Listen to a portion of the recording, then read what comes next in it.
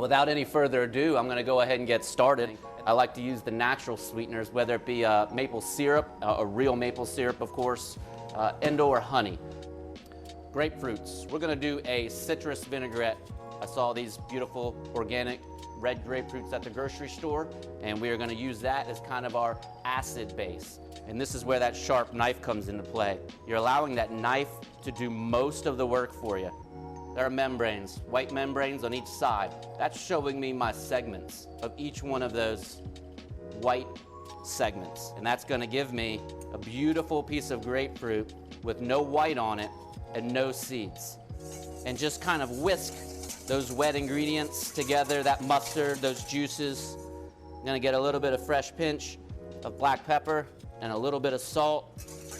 Everything needs a little bit of salt and a little bit of pepper. So I am using a 4-ounce fillet of salmon in this recipe.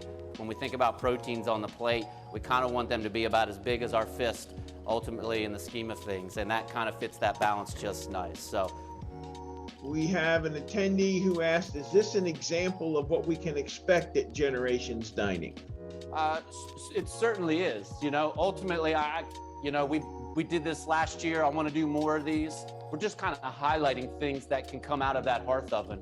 And yes, we would hope that from a farm to table or a freshness aspect, that these might be entrees or salads that you could experience at Generations. So I can grab my clean olive oil, because I want a little caramelization. You know, you're not going to get that caramelization unless you have something to help it out.